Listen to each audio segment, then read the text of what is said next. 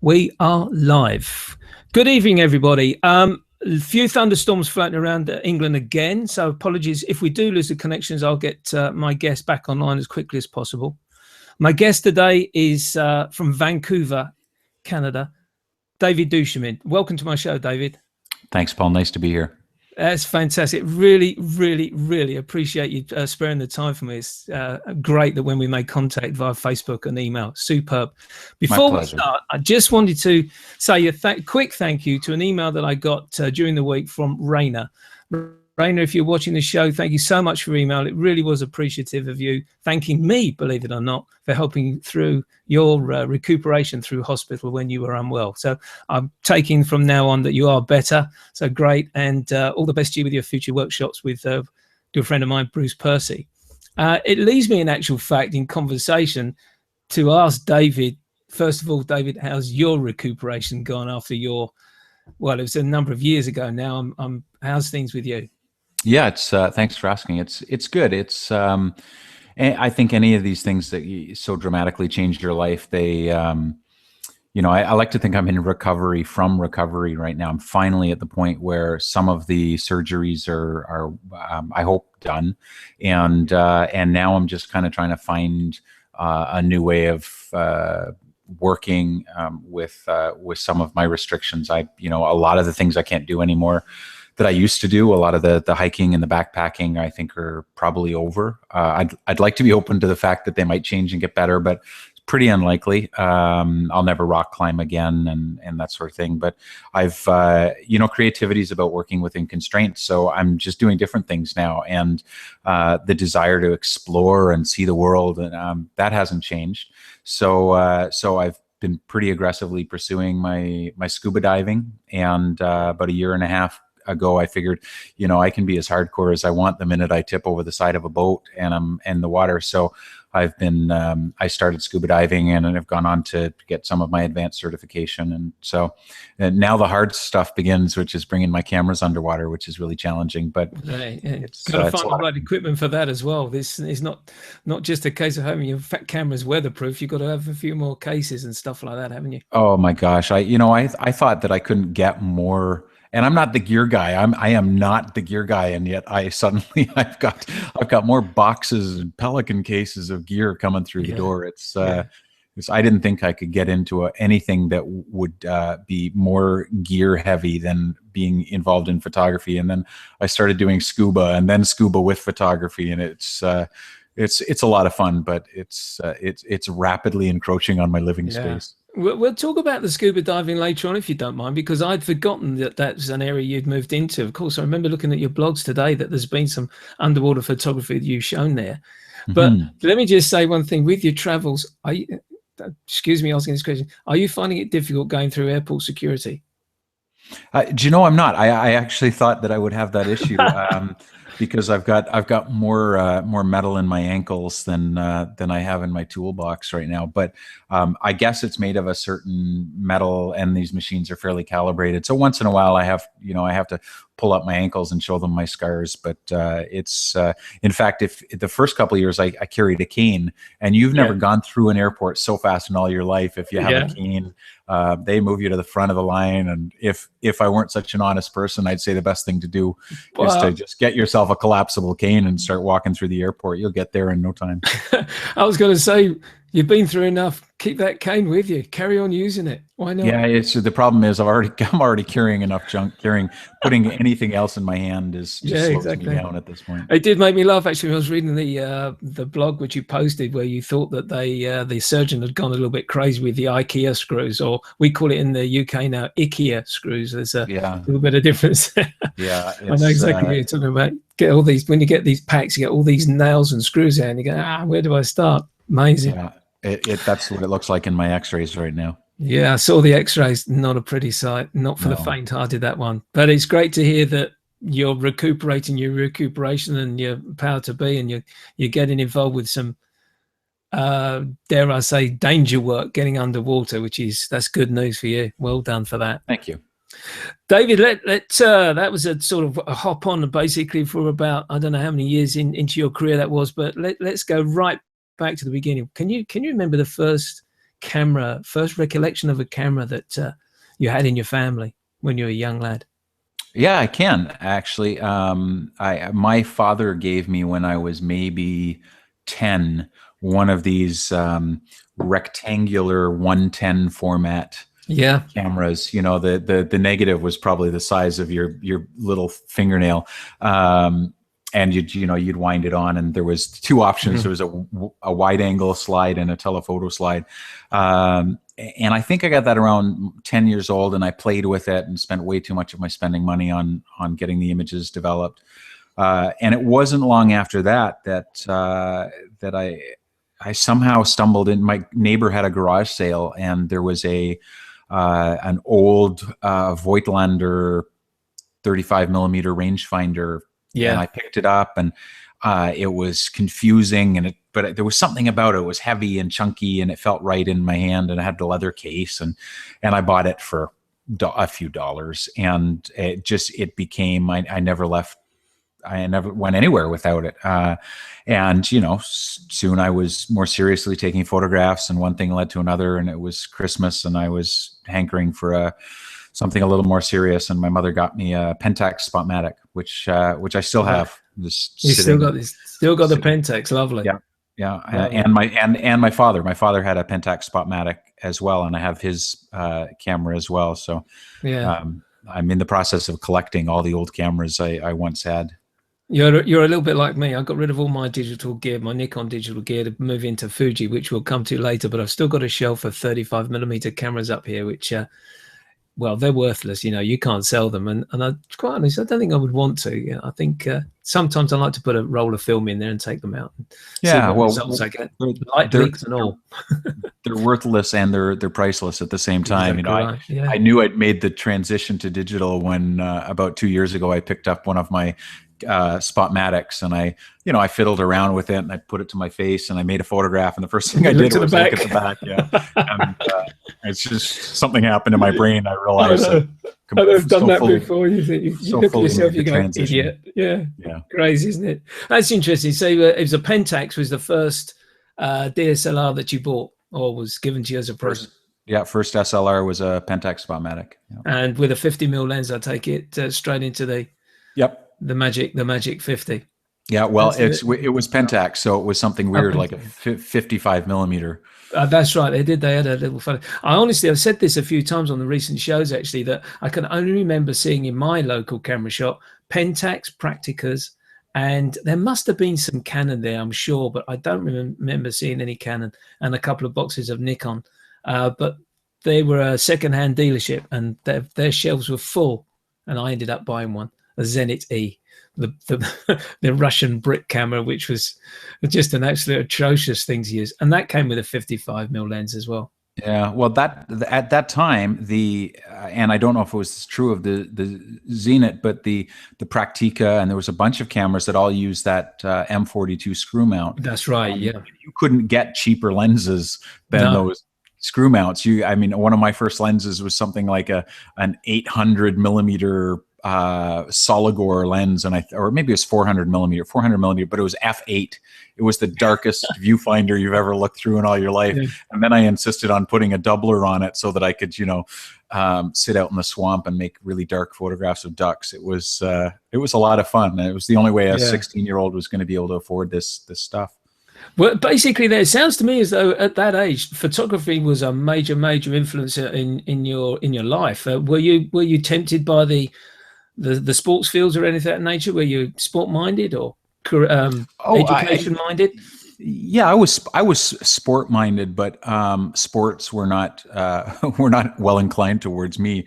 I've never been competitive. I really don't care about competition, and so I never, any sports that I got into were more personal. I did competitive archery, but I did judo, and that didn't last very long until they started putting me into competitions, and you only have to get your ass kicked a couple times before you realize that's not what I want to do. And no, exactly. So and then when I did get bit by the photography bug, it was it was everything. I spent all my time in the dark room, and my grades were never bad. I was a fine student, but I was much more challenged by the artistic than I was by the academic, at least at that point. What did you study at college? I did 5 years, much to my mother's chagrin, at theology school. So I disappeared with the intention of kind of, making the world a better place. And I spent 5 years studying theology and just kind of and doing my photography. So I didn't actually think very far into the future as far as careers went. I knew at one point I wanted to be a photographer, and then I gave my head a shake at 16, 18 years old and realized that's not what I wanted. It took me a long time to come back to photography. In fact, I had some sort of, there's some wisdom in not making the thing you love your full-time employment. There's a lot of advantages to it, but at that age, I just wanted to kind of see what was out there. Yeah. When actually then did photography sort of take a hold of David Du Chemin? Well, I did. So I've always been a fan of kind of zigging and zagging.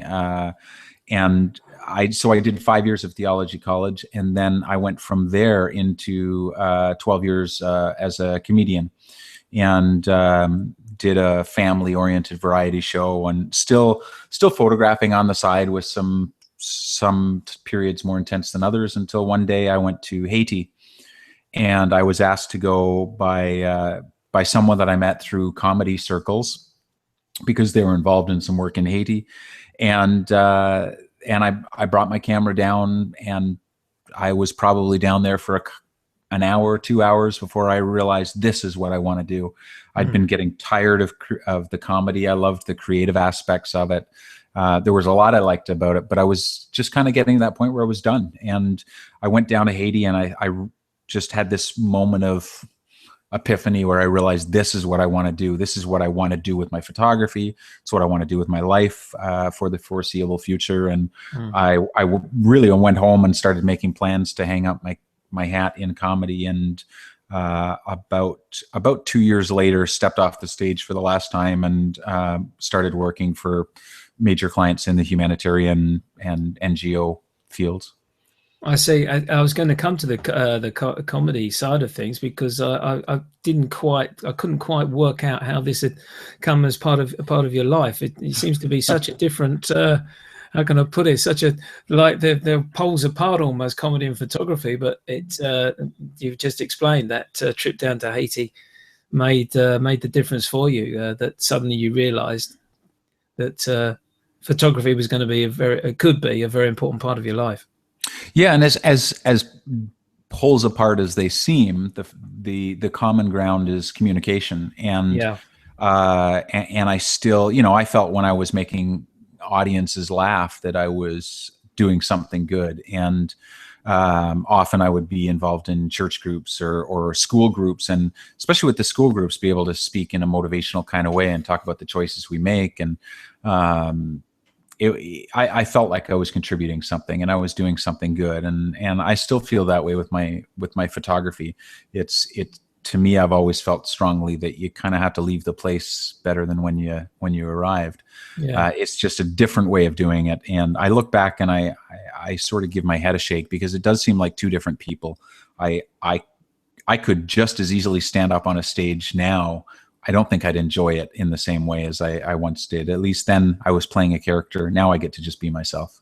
Yeah, it's interesting you say that, actually, because there are, of course, now there's a couple of top musicians that I know of. That the guy from Canada, Brian Adams. Brian Adams, great photographer, and also Julian Lennon, John Lennon's son, fantastic photographer and a great creative artist view on photography. It's almost like an art photographer in actual fact, his styles, and there's others that I can't remember at the moment. So yeah, I suppose the creativity is certainly something which gels the two together, which appear to be so far apart, but they come together. What sort of equipment are you using at this stage? Are you still film photographer with and obviously an SLR, or is this into the digital age now? I'm fairly brand agnostic, but I also don't care whether someone uses film or digital. And Yeah. so I primarily use digital, but I don't consider myself a digital photographer any more than I consider myself an iPhoneographer. I have a Leica M6 and a Hasselblad and probably 6 other film cameras, including an old Polaroid. I will literally use anything that I feel inclined to use, but 90% of my work, and certainly my client work, gets done digitally because it's more comfortable in my hand these days. Apart from a couple black and white film stocks, I don't know the film media the way I used to, and digital, especially with travel, the idea of traveling with film does not appeal to me anymore. No. Especially, going to a place like Mongolia or something where trying to convince people not to put your ISO, your Delta 1600 or 3200 film through it's safe, it's safe. And it's just, it's much easier to carry a pocket full of SD cards. But yes, I still shoot with an M6 and I love my little Hasselblad 500, but mostly I'm photographing digital with either my Leica M or my Fuji system. Yeah. Going back though to when you had this epiphany, what were you shooting then with regards to your camera? Was that an SLR then? It was digital. I had actually fairly recently had my camera gear stolen out of the back of my car, and so I had just replaced it with a digital Rebel, first generation digital Rebel. Right. Okay. And I believe I had a digital Rebel and a what was it? A 20D at the time. 20D, yeah. So when you had this time in Haiti and you came back and you said, right, I'm gonna switch now, and you took that 2-year period to switch. How difficult did you find it to get recognized, and secondly on the books of companies that wanted and was prepared to let you go and do the humanitarian photography? I didn't find it difficult at all. But it feels a little bit like the stars were kind of aligned. It was the right time. It was, I don't think that my rapid success was necessarily due to anything that I did, except sort of doing the thing I felt I had to do at the right time. And, I didn't, when I sort of hung up my hat with comedy, I didn't have a big plan. In fact, my business plan was sort of like, I think I'd like to do humanitarian photography and work for humanitarian organizations. It didn't enter my head that maybe these organizations didn't have budgets, or I knew that they hired. I knew there was lots of this work out there. That was a secondary consideration. The first consideration was, this is what I want to do, and I will figure out a way to do it. And it just happens that on the way to figuring it out, I had a blog reader who sent me an email and said, I saw your work from Haiti. I saw your work from Ethiopia. I'd gone on a self-funded thing to build my portfolio to Ethiopia. And she said, I want you to photograph for an account that and it turned out she was a VP of an ad agency. We're still close friends. She's a wonderful woman, and she just saw something in the way that I wrote and in the way that I photographed and said, I want you to photograph our next campaign. And that led to several years of work almost exclusively for that agency. So it was in a sense, very lucky, but I think life can be that way when the stars kind of align. But they don't always. And since then it's always been hard work. It's always been, you got to get your name out there. But the best, and I say this to everyone that asks me, and I want people to hear me on it, because the best advertising is word of mouth and relational advertising. Everyone spends all this money on slick advertising. I haven't even paid for business cards for the longest time, because I have some, and that's one reason, but I haven't paid any attention to, are they current, except for my website address, because it's not the point. The point is the relationships, and my blog does that. That my blog puts me in touch with more people. The best opportunities I've had for working, for speaking, for connecting with creative directors has always been through my blog. And you know, Chase Jarvis, who's a Seattle photographer and very successful commercially, he has this paradigm that you create and you share, and that's the work of the artist. You create your work and you share it, and whatever then you have to do to sustain that cycle. And so in my case, it has been the sharing especially on my blog has been the single best thing that I could ever do. So I guess that's a long way of answering your question. It wasn't difficult, but it happened at a pretty unique time for me. But the main things that you mentioned was the fact that, of course, there was some hard work that went into the beginning. And I've just got to say this, that I was looking at one of your blogs today, and you pointed me to, or the readers of the blog, to the Gary Vaynerchuk presentation, where he was talking about his damn hard work. And along the lines, he said, if you're doing something you hate, he said, I want you to stop it right now. I was just, it's a fantastic presentation. I love the way Gary just tells you straight as regards to way life develops. And effectively what you got to do, just get out there and just work damn hard. Yeah, and Gary is a great voice for doing what you are excited about, curious about, passionate about. He's got great values. I don't know anyone that works as hard as him. No. You know, he's the kind of guy that I'm not sure that that I'd want to sit and have coffee with him, because I don't think I have the energy for his energy, but he's absolutely right on the money with the hard work. Even a guy like him who's, you know, he's making a lot of money. He's doing quite well, I'm sure. And he's still pounding the pavement and hustling and doing it with all his values intact, which I think is pretty admirable.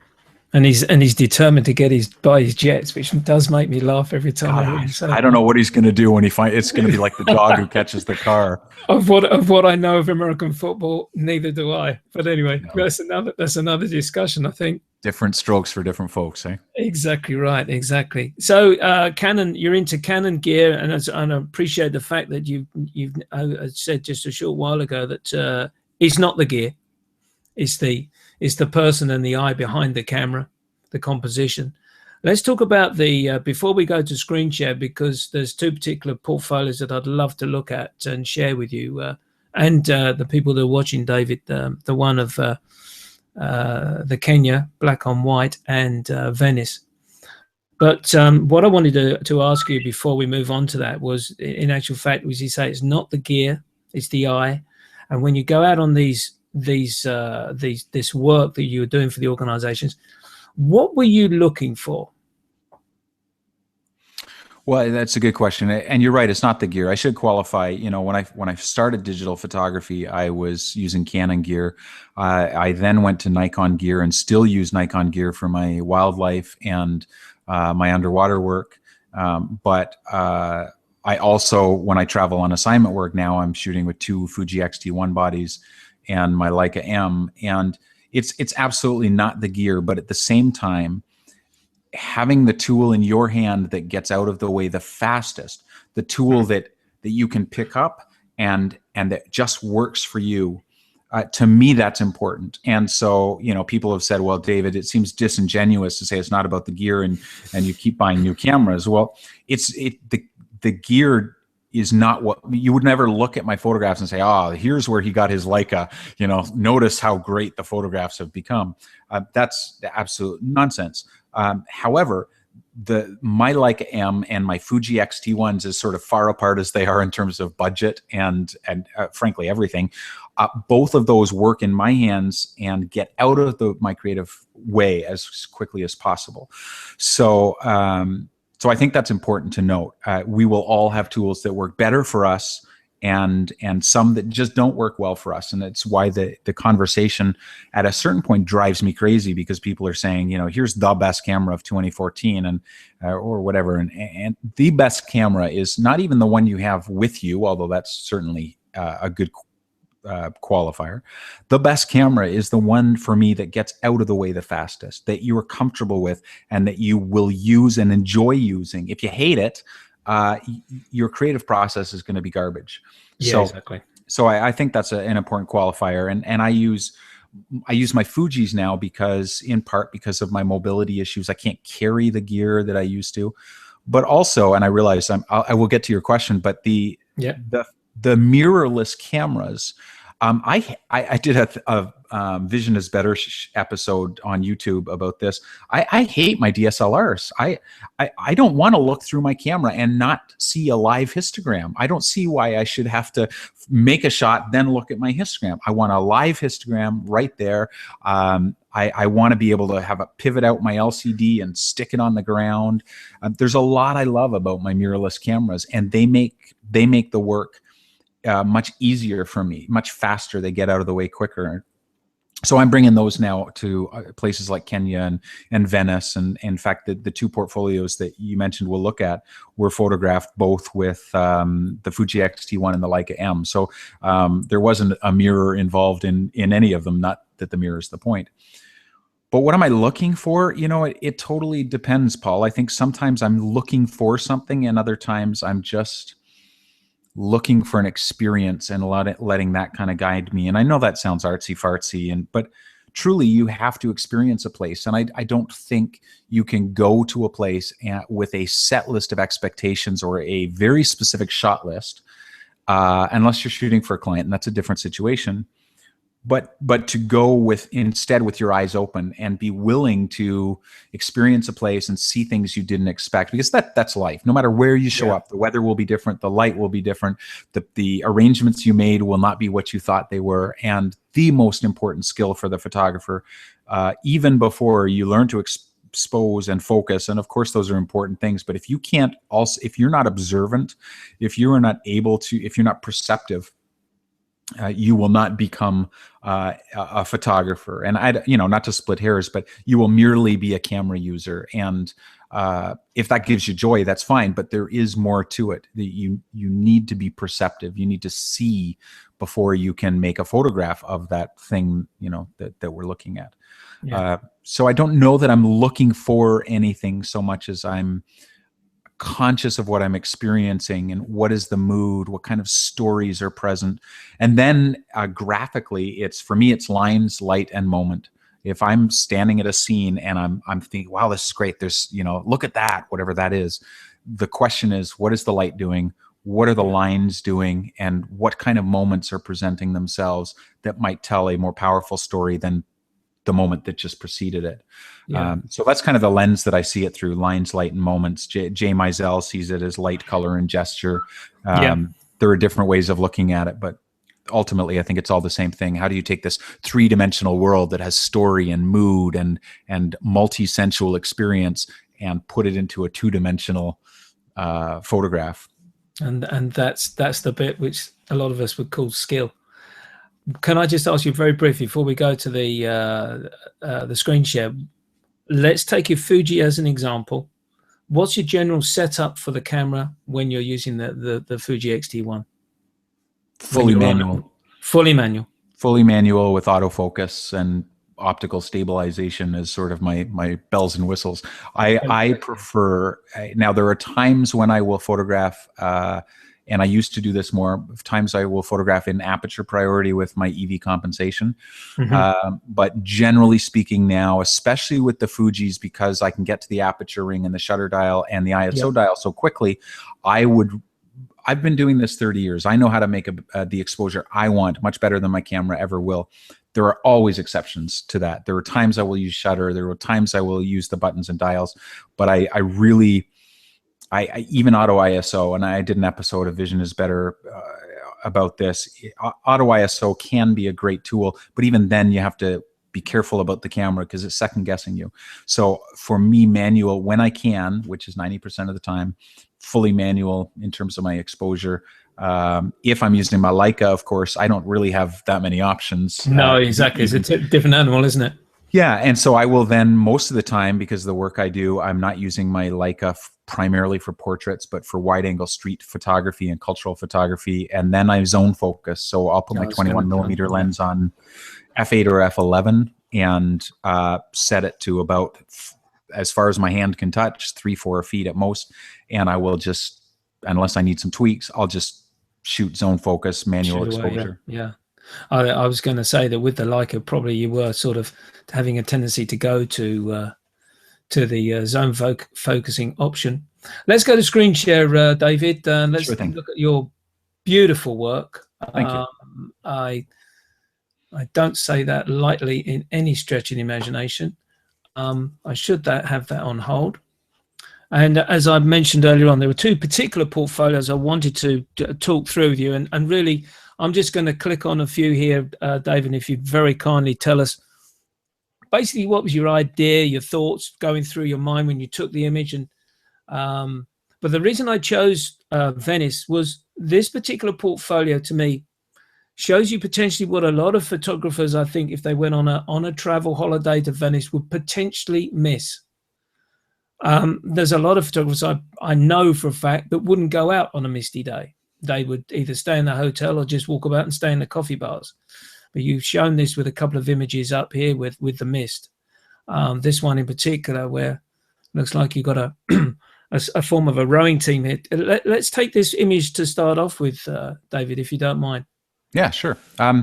Well, yeah, you're right. I think some photographers would avoid the mist. I think that's a shame because in a place like Venice, this was photographed around Christmas time last year, which accounts for the Santa hats on the rowing team. Oh, right. Okay. Yeah. But you know, around that time of year, you primarily get mist and mood. Yeah. And I will, to be honest, if I'm going to stay in, it's going to be on a day when I have those miserable perfect blue skies, and they drive me crazy because I like mood and I like a little bit of story, and the perfect blue sky just doesn't do it for me as much. I do like sunshine. I mean, a lot of my Venice work, you'll see the sun poking through. Yeah. But this was just one of those days when I go out in a place that I feel a deep connection with, a growing connection. And I just wander through the mist and I get lost and I go from one place to another and see what tickles my fancy. And, you know, this was, I love this photograph. And this was, you know, to go back to the gear question, this was photographed on probably on one of my more advanced cameras. It was made with my iPhone 5. And you know, I get people bitching and whining all the time about, you know, oh, well, it's easy for you, David. You have a Leica and all this gear. And I say, you know what? If you can't make these photographs with some technical issues aside, if you can't make them with an iPhone, you can't make them with a Leica either. It's just the gear is so beside the point. And this, I just, you know, I saw the color and I saw the mood, and it's not the only photograph I made. I made several of them, and some of them didn't have the sort of the feeling I wanted. Yeah. And this one happened to, but it's, you go until you react. I was in Venice myself last summer, and it rained all day. It was the middle of August and it rained all day, and it didn't deter me. I continued to go out and walk about and take some photographs, and everyone's dodging the raindrops and sheltering under the hoods of the shops and that sort of thing, and in the main arcades there on St. Mark's Square. Another misty shot here of the gondola. Yeah. Well, you know, that I think the important question with rain, I always get on these, we'll have these interviews about travel photography, and someone will say, you know, how do you deal with the rain? And and it's really complicated. You know, it's called an umbrella. You go out with an umbrella. You just, you know, it doesn't have to be any more complicated than that. I don't exactly prefer, long, or, you know, big complicated camera covers. I take the photograph, I put it in my bag, I pull it out, I make the photograph. But the beautiful thing about weather like this is it has such apart from the mood, it has a beautiful isolating ability. Some of the photographs of this scene that I've made in previous trips didn't have the fog. And so you've got boats going by in the background, and you've got the architecture, and there is a completely different graphic representation of this place that's available in snowstorms or fog or rain. Rain gives you reflections on streets. And so the question isn't, is it raining or isn't raining? The question is is what's happening out there with the light, the rain, is it giving me something I can work with graphically that's interesting? Is it giving me interesting clouds, or is it changing the softness of the light or something like that? Exactly. And this, I think, is a classic example of what you can do and get this beautiful graphic image here. You've got the bow of now that's the stern rather, the gondola there. So sharp, but look at all this movement that's going on as obviously the gondola is rocking about in what's sometimes in some of these canals can be quite a rocky little journey, can't it? Yeah, it can be. I photographed this series purely on a whim. I think some of our best work can be done when we're just being very playful and sort of answering the question, you know, what if I do this? What if I do that? Yeah. And this gondolier was very accommodating, because I photographed this with a tripod. And so I set the tripod up in the gondola so that relative to the tripod, anything that was connected to the tripod, the bow of the boat, would be perfectly sharp. And some of the photographs, I just had an off-camera flash, which I rarely use, and it wasn't hooked up with a sync cord or anything. I just used a long enough exposure that in the middle of the exposure, I would pop a little bit of flash at the gondolier. That's not this frame, but there are some there where I have the gondolier there's a bit of a rear curtain feel, but it was a really simple setup. And we went for an hour, and I didn't even care whether he was talking to me or what he was doing, because he wanted to do his own tour thing. I just used long enough exposures that it sort of abstracted it. And I think one of the themes running through this Venice, all of my Venice work, at least the less literal stuff, is there's a dreamlike quality about that city to me. So the feeling of it being a little surreal and a little dreamlike. So I use multiple exposures or slow shutters, or a lot. I use my iPhone and just do both slow shutter and multiple exposure and play. And some of it works and some of it doesn't. Yeah, exactly. I've picked this particular photograph out because for those that don't know, the Florian in St. Mark's Square is the oldest cafe, I believe, in Europe. Correct me if I'm wrong, David. Well, I've been told the oldest cafe in the world. Well, okay, fine. I wasn't going to step that far, but I'm glad you corrected me. Thank you very much. Did you go in? Oh yes, you got to go in. Great. I'm glad you went in. Times into the Florian. I don't photograph in the Florian, although I've seen some incredible photography from inside the Florian over the years.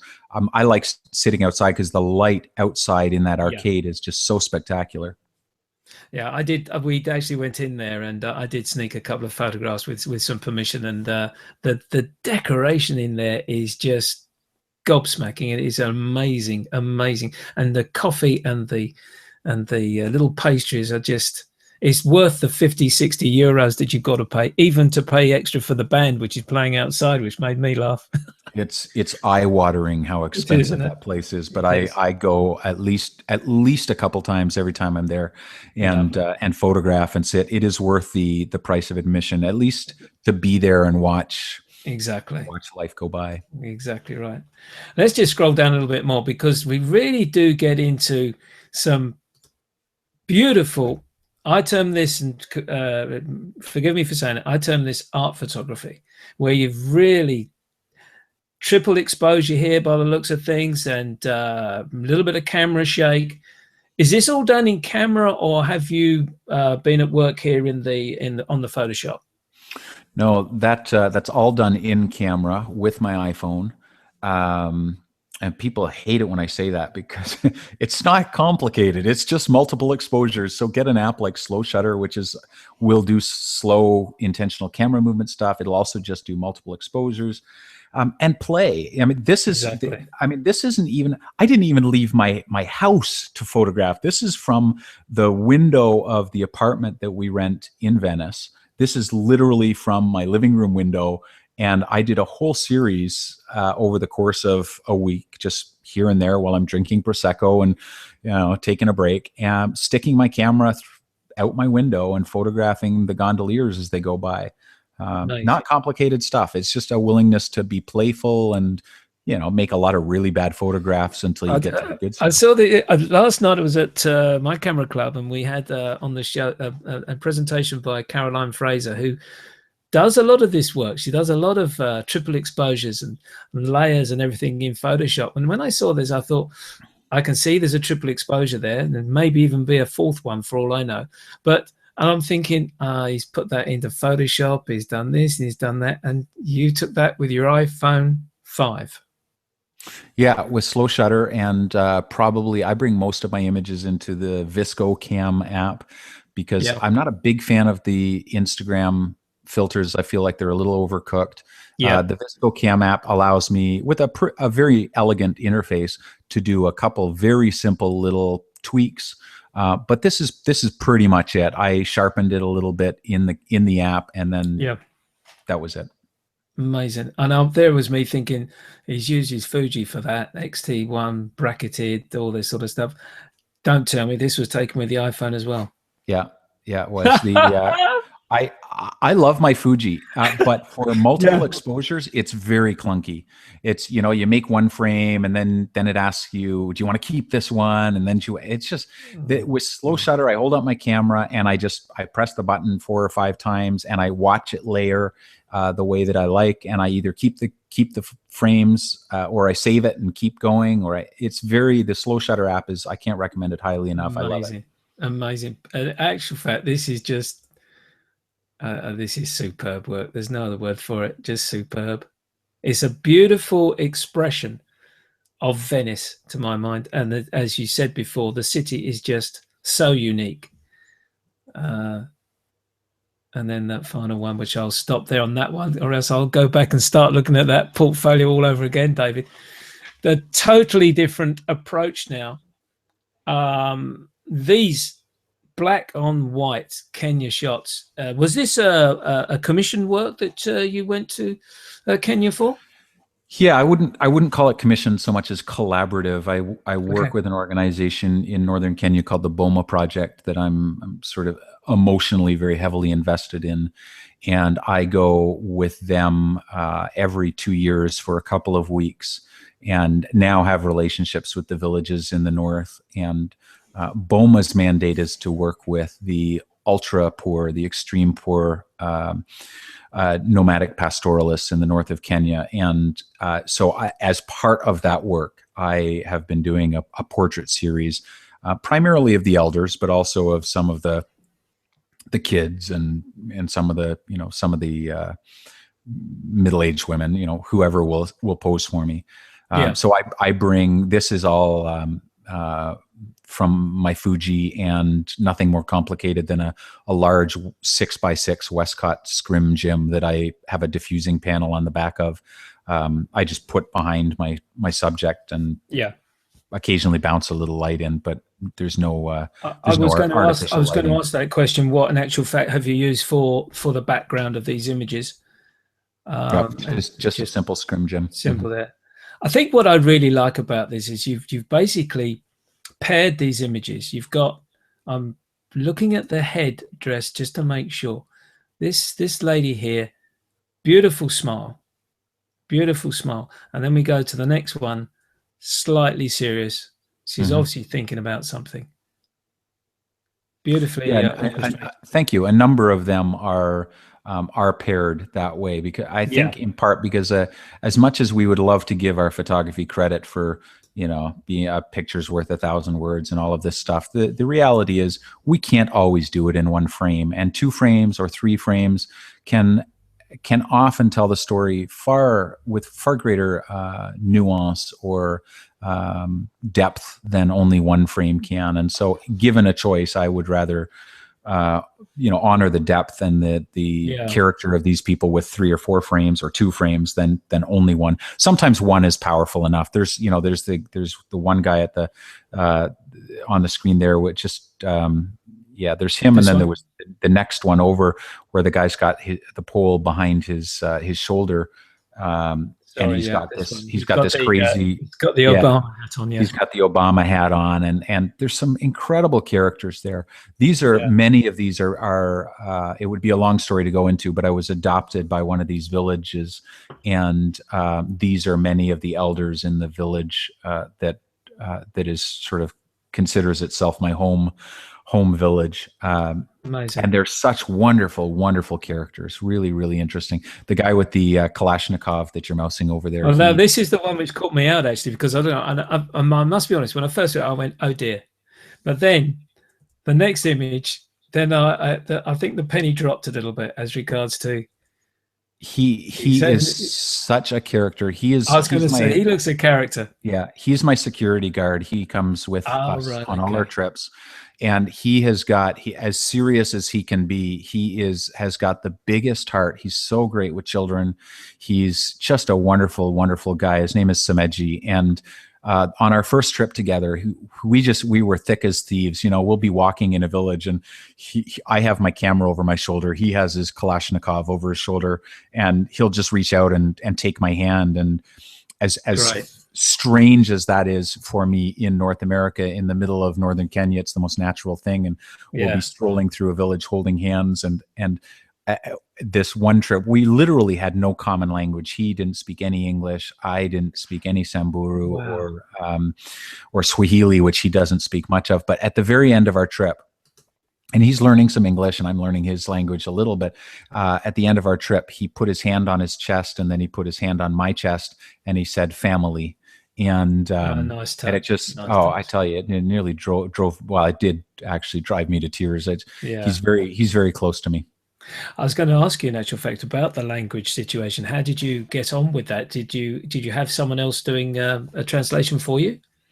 Yeah. So, you know, at the beginning of this, when you asked me if this was commissioned, I said it was collaborative. Part of the collaboration is the relationship with these villages and the organization is so tight that, yes, I always have someone there who's translating, but doing more than just translating language. They're translating culture, and they're asking people to tell stories. So my guy there, his name is Kura, and Kura speaks something like 8 languages. He runs the organization in Kenya, and he's just one of these incredible, incredible men who's, you know, he's a storyteller and he's a diplomat. And so he's my secret weapon.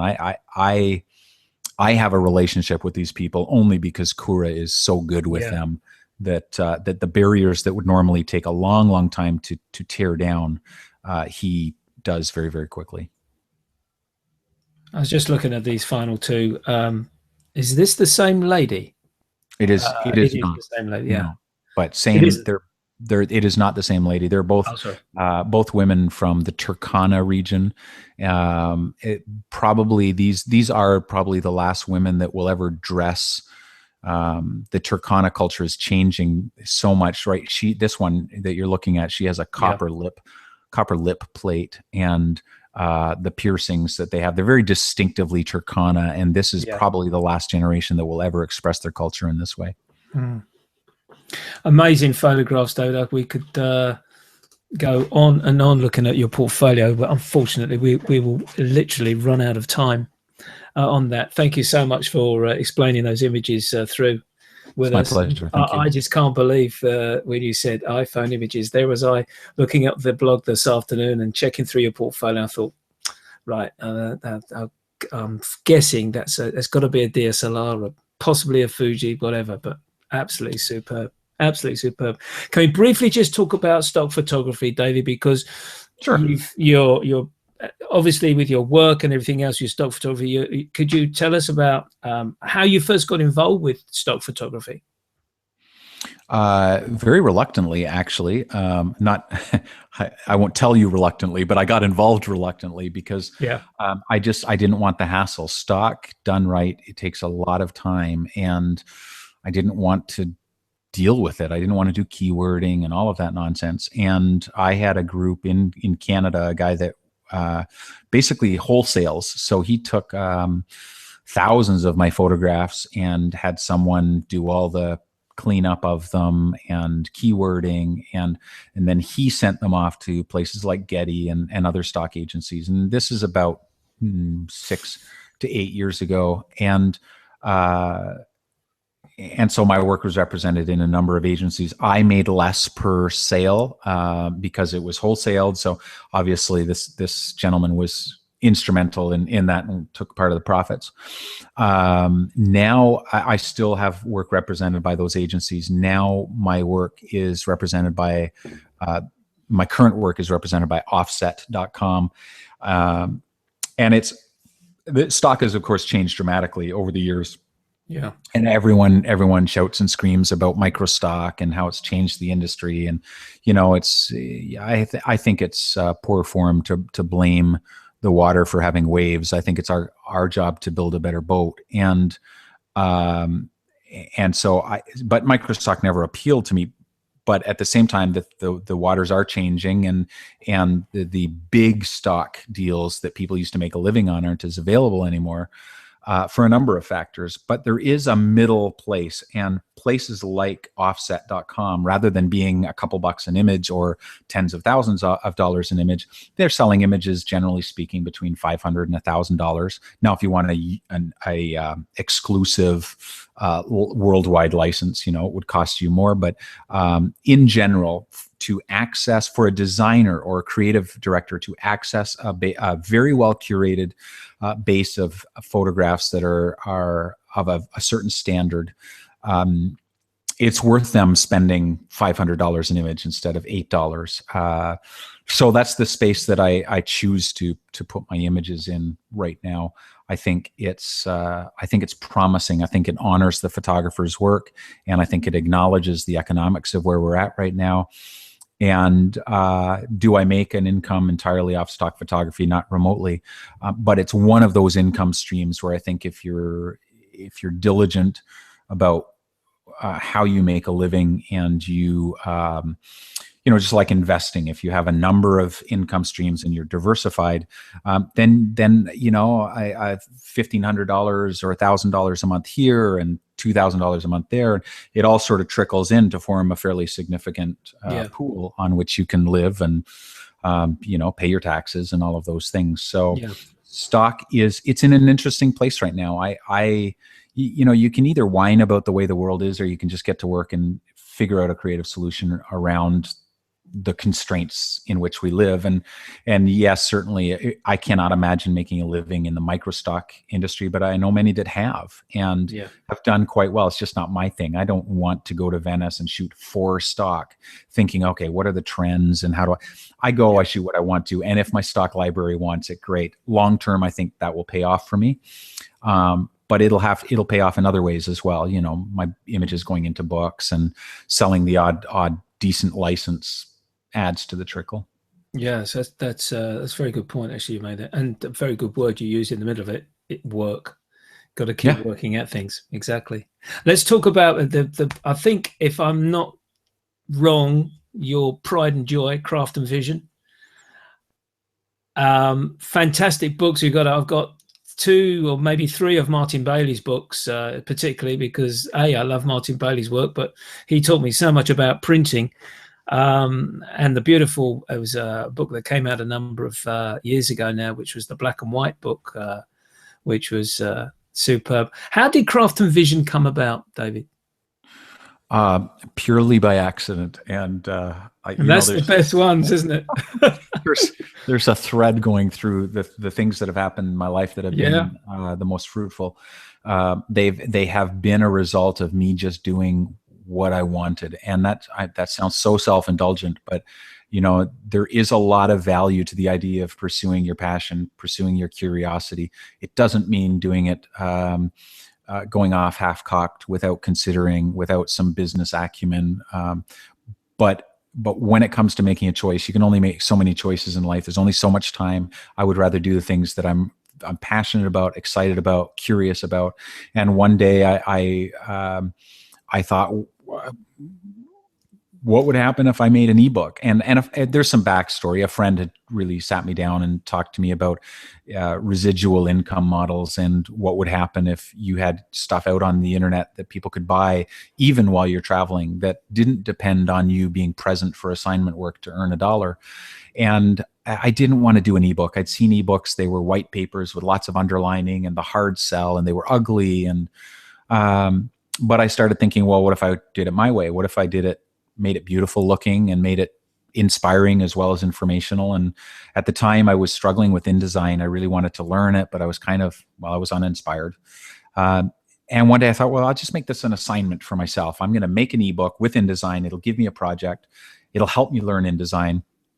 looking back, I don't even know why I wanted to learn InDesign, but it just was, it was something I was curious about. And I came up with this ebook, and I thought, this isn't so bad. I bet you someone would buy this thing and, give me some coffee money. And I put it on my blog for $10, but I didn't even have the heart to charge $10. So it was on sale for $5, and it always stayed $5. It never went up to $10. And it has seen, now we've actually made the first ebook 10, and 10 more was the sequel. We've made them free on the craftandvision.com site because they've done so well for us. They don't owe us anything, but they've been, probably between the two of them, downloaded over 1 million times. And that was the beginning of this kind of unlikely kind of collaborative's the wrong word, although it is collaborative. It's kind of like a cooperative publishing project where I publish my own stuff, but I also publish the ebooks of other friends that I love and respect and think they have something to contribute to the craft and art of photography. I think this move into, you termed it as ebooks, has been such an amazing innovation, really, because one of my guests a number of episodes back, Brooke Jensen, when he had his Lenswork magazine going out on a regular print, and then the next thing was that was available on DVD. And then the next thing, I remember getting an email from him and saying, right, you can literally get all the magazines now online. You download straight into your iPad. And I thought, this is so forward thinking of effectively a magazine company, to do it.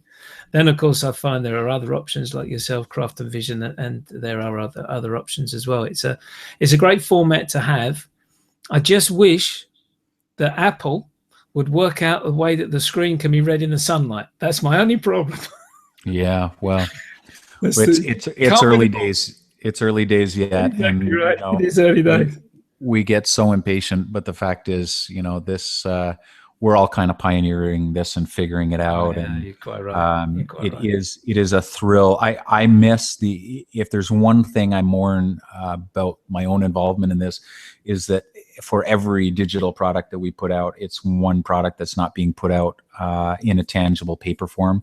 And we would love, we produce a magazine ourselves, and we love our magazine, but we could not, it's not scalable. We could not print it and ship it for, it would cost us $30. I mean, it's almost 300 pages in length now, and we would have to do it full color. I think what Brooks is doing with Lenswork is, he has a spectacular paper product.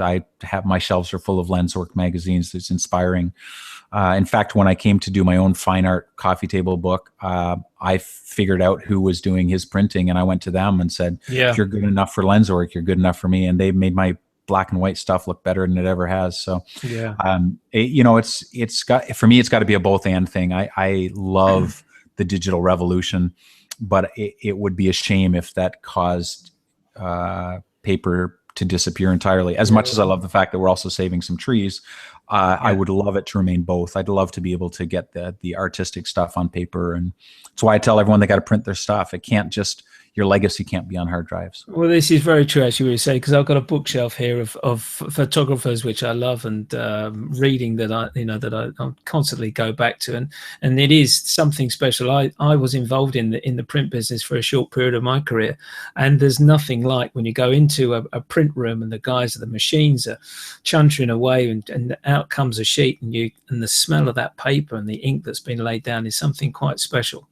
And as you say, to turn the page as well, to look at the images is something that the iPad and the tablets can't possibly compete with.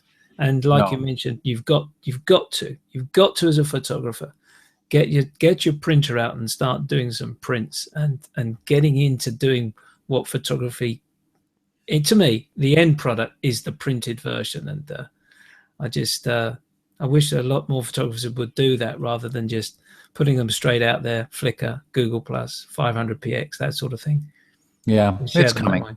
It's coming. Again, I think we're very polar people. We go swing from one side to another. Yeah, that's right. Like I said, it's early days and in digital photography, and we will come back to it, because ultimately I think most of us are much more satisfied with being able to hold a print in our hand, being able to sign it and give it to someone and know that it will it will be around for a long time, no matter what happens to our hard drives. Right. Yeah, because obviously in the early days of digital printing, the concern was, will the print actually survive 10 years or 5 years even? But now, of course, with these inks that they're producing, no one knows how long they're going to last. They haven't had the experimentation to find out how long the longevity in the print.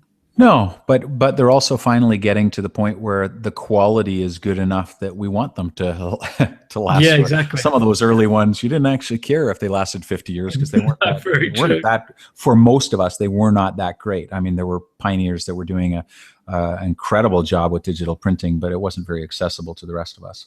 No, that's true. That's true. Come to that time of the show, David, just gone over the hour, so we'll keep this short for you.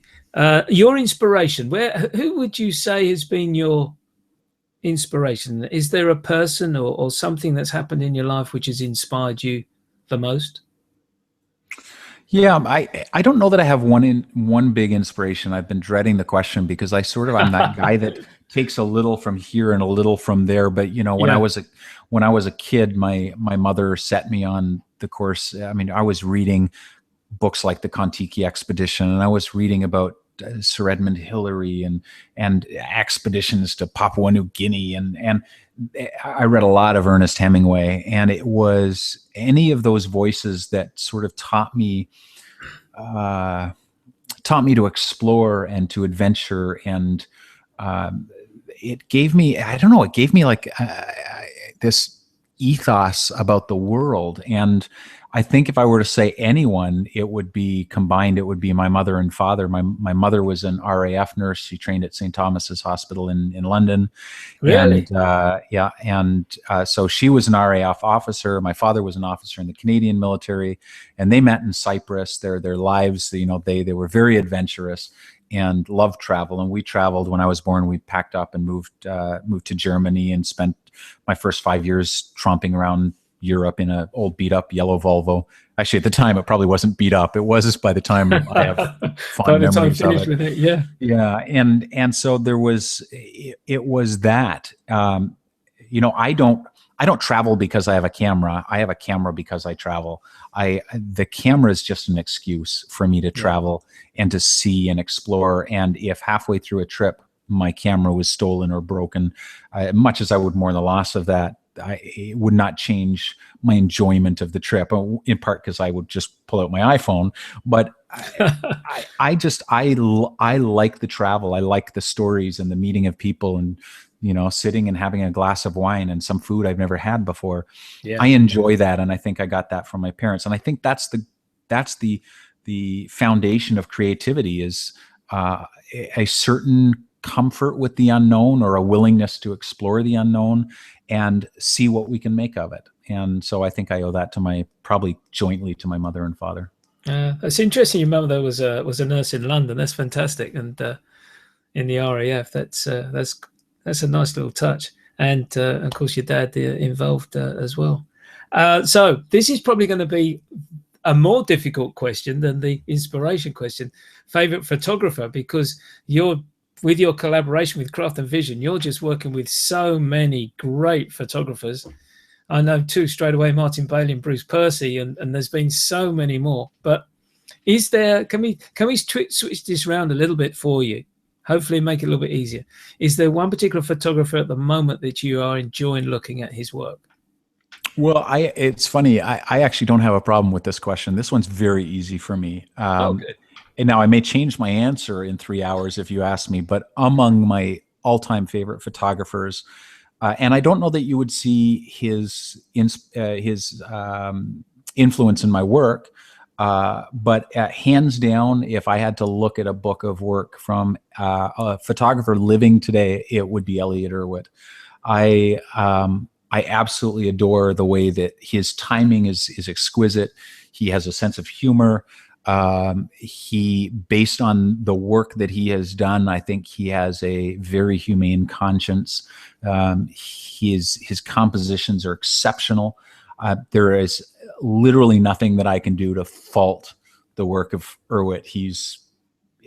To me, he's absolutely brilliant. And if my work could be a fraction as good as his, however you define good, that would be high praise, because I adore Elliot Irwood. Elliot, if you're listening to me, call me. Actual fact, well, he's one of the all-time greats, isn't he? Let's be honest. I quite agree with you. You could sit and look at his work, and there is some comedy in his photographs that he makes as well, which I quite agree with you. He's certainly up there with the very, very best of them. David, I can't thank you enough. It's been such a great pleasure to talk to you. You're on the other side of Canada, there in Vancouver. It's been an absolute joy to talk to you, learning about your career and what you've been through, health-wise and everything else. I'm just glad to hear that you can get through the security now without any problems, and you're going through it quicker than the majority of us. But David, thank you so much for joining me. Well, viewers, I hope you've enjoyed that show as much as I have. It's been absolutely superb. And I didn't tell David this, in actual fact. The usual sign-off, folks. If you're going out shooting this weekend, I think David might be doing this now, leave your camera bag at home. All the best to you. Bye for now.